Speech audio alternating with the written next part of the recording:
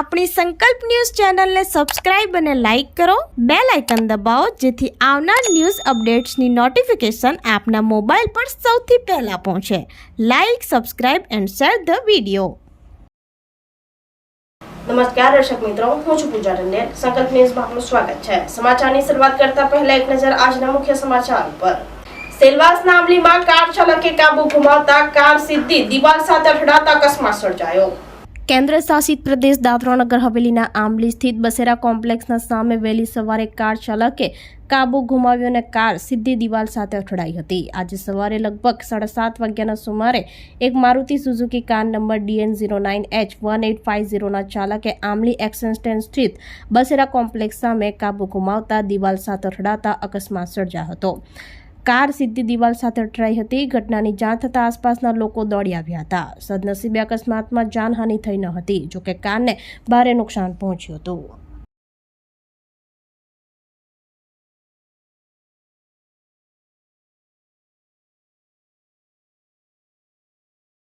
વલસાડમાં વરસાદ પડતા લોકોને ગરમીથી રાહત તો બીજી તરફ વીજળી દૂરથી લોકો પરેશાન. વહેલી સવારે અચાનક વરસાદ આવતા નોકરી પર જતા લોકો ભીંજાયા હતા. વલસાડમાં છેલ્લા ઘણા દિવસોથી ગરમીનું પ્રમાણ વધવાને લઈ અસહ્ય બફારા વચ્ચે વહેલી સવારે વરસાદી માહોલ જામ્યો હતો અને થોડી ક્ષણોમાં ધોધમાર વરસાદથી સમગ્ર વિસ્તાર તરબોળ થઈ ગયો હતો, જેને લઈ વાતાવરણમાં ઠંડક પ્રસરી હતી. જોકે થોડા સમય માટે વરસેલા વરસાદથી ગ્રામ્ય વિસ્તારમાં વીજળી દૂર થઈ જવા પામી હતી. વલસાડમાં છેલ્લા થોડાક જ દિવસોમાં છૂટાછવાયા વિસ્તારોમાં વરસાદ પડી રહ્યો છે અને ભારે ગરમીનો સામનો કરી રહેલા લોકો સાથે વરસાદનો પણ આનંદ લઈ રહ્યા છે. ત્યારે આ વખતે હવામાનની આગાહીને પગલે ચોમાસું આશરે 15 જૂન સુધીમાં શરૂ થઈ જવાની પૂરેપૂરી સંભાવનાઓ વચ્ચે વરસાદની શરૂઆતના અંશારાઓ દેખાઈ રહ્યા છે. બીજી તરફ આ વખતે કેરી મોડી આવવાને કારણે કેરીનો પાકને પણ નુકસાનીની ભીતિ સેવાઈ રહી છે. ત્યારે વલસાડમાં જામેલા વરસાદી માહોલથી લોકોને ગરમીથી થોડી રાહત મળી છે અને ચોમાસાની ઋતુની શરૂઆતના અંશારો દેખાઈ રહ્યા છે. વલસાડ, અતુલ, ગુંદલાવ, ગોરવાડા, પાનેરા, ભાગડાવાડા, કોશંબા, ભાગડાખોડ જેવા વિસ્તારોમાં વરસાદ વરસ્યો હતો. વહેલી સવારે અચાનક વરસાદ વરસતા નોકરી પર જતા લોકો ભીંજાયા હતા.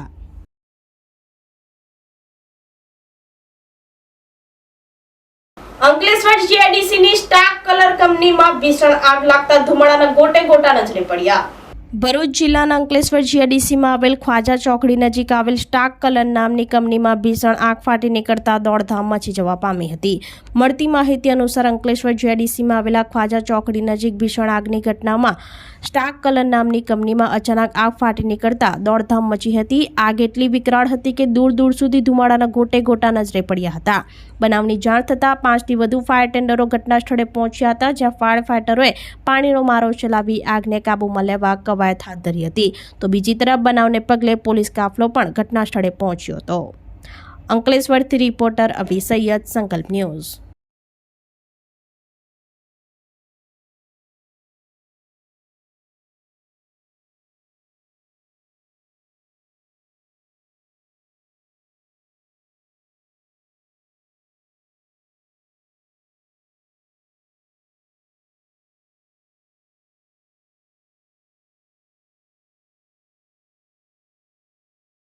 ગીર સોમનાથમાં તંત્ર દ્વારા લોકો માટે જાહેર સુરક્ષા અને સલામતી માટે સેમિનાર યોજાયો.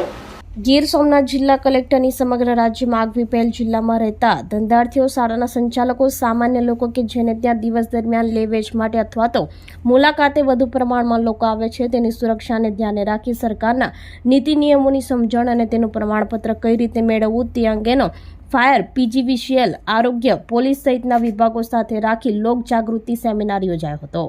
ગીર સોમનાથ જિલ્લા કલેક્ટર દ્વારા સંભવિત અકસ્માતોને નિવારી શકાય તે માટે આગવું આયોજન કરવામાં આવ્યું છે. વેરાવળ ખાતે જિલ્લાના શાળા, કોલેજ, હોટલ, રેસ્ટોરન્ટ, રમતગમત અને અન્ય એવી જગ્યાઓ કે જ્યાં દિવસ દરમિયાન મોટી સંખ્યામાં લોકોની આવન જાવન રહે છે, તેવા તમામ લોકોને સંભવિત અકસ્માતોને કઈ રીતે દૂર રાખી શકાય અને અકસ્માતના સમયમાં કઈ રીતે ત્વરિત કાર્યવાહી કરી શકાય તે માટેના એક જનજાગૃતિ પરિસંવાદનું આયોજન કર્યું હતું, જેમાં મોટી સંખ્યામાં લોકો જોડાયા હતા. એક જ સ્થળ ઉપર સંભવિત અકસ્માતોને કઈ રીતે નિવારી શકાય અને અકસ્માત બાદ કેવી કાર્યવાહી કરવી, જે તે મિલકત ધારકોને પ્રમાણપત્ર કઈ રીતે મેળવવું, કઈ કચેરીથી મળી શકે, આ પ્રકારની તમામ માહિતી અને મિલકત ધારકોને પડતી મુશ્કેલીઓને એક જ સ્થળ પર નિવારણ થઈ શકે તે માટેનું આયોજન કલેક્ટરના અધ્યક્ષસ્થાને કરવામાં આવ્યું હતું. ગીર સોમનાથથી રિપોર્ટર વિશાલ તંબોલી, સંકલ્પ ન્યૂઝ.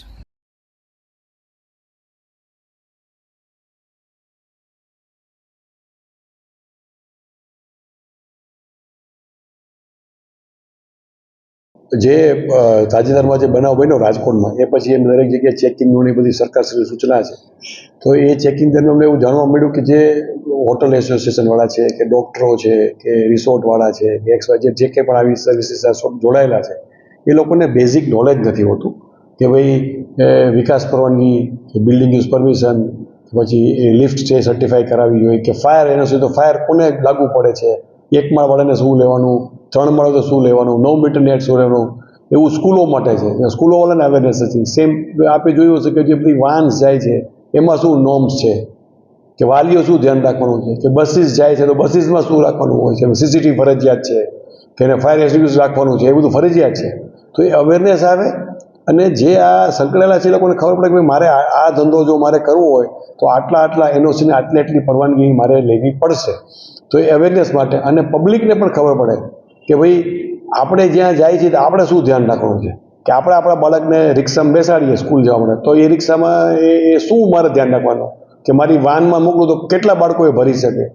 તો એ અવેરનેસ પબ્લિકમાં પણ આવે એટલા માટે આપણે આ સેમિનારનું આયોજન કરવામાં આવેલ હતું. અને એમાં આ તમામ વિષયોના જે તજજ્ઞો કહેવાય જેમ કે ભાઈ અમારા ચીફ ઓફિસર છે તો એને વિકાસ પરવાનગી અને બિલ્ડિંગ યુઝ પરમિશન પ્લસ જે ગુરડાનો જે કાયદો આવ્યો છે ઇમ્પેક્ટ ફીનો એના વિશે માર્ગદર્શન આપ્યું. ફાયર ઓફિસરે ફાયર લગતા તમામ એનઓસી કોને પણ લાગુ પડે છે એનું આપ્યું. અમે ડેમોન્સ્ટ્રેશન પણ રાખ્યું હતું. પ્લસ સરકારશ્રીએ જે નવી આખી એક જે ફાયર ફાઇટર આપ્યું છે એમાં શું ઇક્વિપમેન્ટ છે, ફ્લડમાં શું કામ કરે એનું ડેમોન્સ્ટ્રેશન રાખ્યું હતું. પછી આપણું ઇરિગેશન છે તો લોકોને હોય કે ભાઈ આજે કેટલા ડેમ છે ને કયો ડેમ જો ઓવરફ્લો થાય તો કોને એલર્ટ રહેવાનું છે એનું અમે માર્ગદર્શન એના મારફતે અમે અપાયું. જે બાયોમેડિકલ વેસ્ટ છે જે બહુ મોટો એક પ્રાણ પ્રશ્ન છે તો ડૉક્ટરોને પ્લસ આપણી જે એજન્સી છે ગિરનાર એને પણ બોલાવ્યા હતા અને અમારા ડૉક્ટર છે ટીબી હોસ્પિટલના જે ડૉક્ટર છે એને એનું માર્ગદર્શન આપ્યું કે આપણે કઈ બાબતની કાળજી આમાં રાખવાની થાય છે આની કારણે. તો આ આખા સેમિનારનો હેતુ એ જ છે કે આ લોકોમાં અવેરનેસ આવે. પ્લસ હવે અમે જ્યારે આ જાહેરનામું બહાર પાડ્યું છે એની અમલવારી કરવાની છે. જેમ કે અમે સોમનાથ ટ્રસ્ટ છે તેનું સન્માન પણ કર્યું. એક અમારા થિયેટર સીલ કીધું હતું તો એને અઠવાડિયામાં એનઓસી લઈ લીધું તો અમે આ ચાલુ પણ કરી દીધું. એટલે જાહેરમાં એટલે એને આપ્યું કે જેથી લોકોને અવેરનેસ આવે કે આ હેરાનગતિ પણ નથી પણ આ એના પોતાના સારા માટે છે. તો આવા સારા હેતુથી અમે આ સેમિનારનું આયોજન કરેલ હતું. તો આ તાજના સમાચારો નવા સમાચારો સાથે કાલે ફરી મળીશું. નમસ્કાર.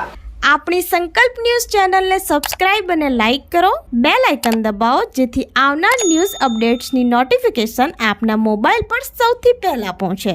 Like, subscribe and share the video.